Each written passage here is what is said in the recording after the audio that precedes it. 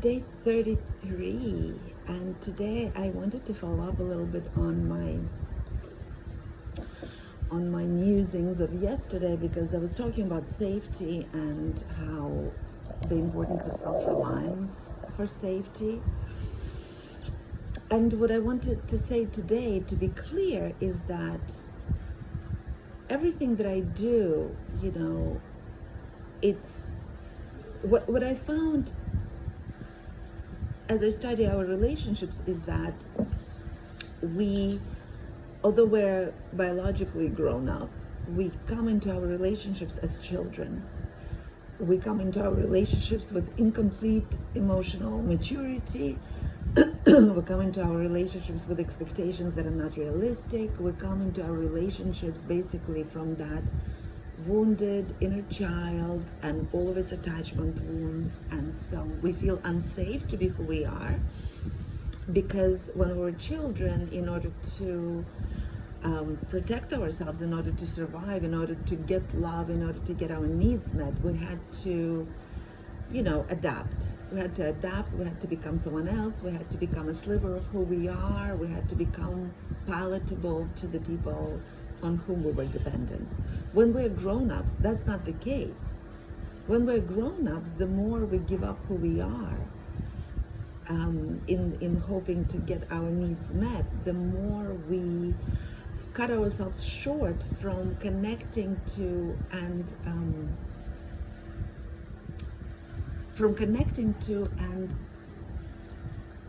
actually having fulfilling, intimate, close, healthy relationships. So all of my work, that search for safety to be me, is actually an effort to grow up emotionally, to become whole grown-up being, whole human being as much as possible, so that we can form our relationships with grown-ups not as a repetition from our dysfunctional, mostly relationship with our children, with our parents when we were children, not to replicate that same dysfunctional dynamic of hierarchical positions, of somebody who has more power over us, of somebody who needs to give us permission to be or do something, and become our own greatest authority. It doesn't mean that then we can just thrive on our own, although that also means that we can thrive on our own. But what is important is that the reason why I'm teaching safety to be who we are, so that we can come into our relationships as with security to be who we actually are, and no longer needing to slice pieces of ourselves in order to please this other person with whom we're trying to relate, because that's unsustainable, and it's a recipe for a miserable life. And this is a lot of what I'm working with in my practice, because this is time and time again what is happening. We still relate to life, we still relate to people, we still relate to our career and our children from the point of view wounded inner children. Our wounded inner children run the show of our lives. That's why adulting is so hard. So, by becoming safe to be you, you're not going to be perfect. That I'm not at all into that, and that's just an untruth that doesn't exist. But the more we grow up into the actual people that we are, the more we actually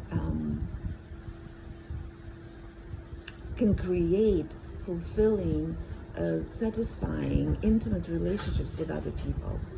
And this is what I wanted to share today, because that's actually the whole point of my work in safety to be who we are, because it actually allows us to have satisfying and fulfilling relationships going forward and in our lives. And this is what everybody wants. But first we need to individuate and be sufficient and grown up enough in being who we actually are, so that we can then bring that into our relationships and come in fully who we are, and bring all of who we are into our relationships. That's when we can have that fulfillment, have that joy, have that pleasure, have that intimacy. Because the more we hide parts of ourselves in fear that they won't be liked, the more we create space, but like not the good space, not the healthy space, but rather the buffer. The more we create buffers between us and the people with whom we'd like to create full relationships, full, satisfying, real relationships. That's basically what it's all about, When we're safe to be me, when I am safe to be me, I can create real relationships with people because I actually show up in truth of who I am. So they can actually get to know me, and not my mask, and not my needing to control them, and not my needing to manipulate them into liking me, right? They actually have a choice whether to like me or not, and whether to love me or not, and whether to remain in a relationship with me or not. Isn't that so wonderfully freeing and so clear? So that's what my work is all about. Not only my work with other people, but my work in, with myself, in my own life. I think it's so wonderfully freeing. Like even saying it just feels so expansive and light in my body. That when I feel safe to be all that I am, that already feels so good, so light and so spacious and so satisfying. And then I can be with people, and knowing that people who are with me, they're with me because they see all that I am, and they still love me for all that I am, Because if they don't, if something is not satisfying, well, then they would leave or they would communicate. But that's the work that I promote in the world. And just wanted to share it with you. See you tomorrow.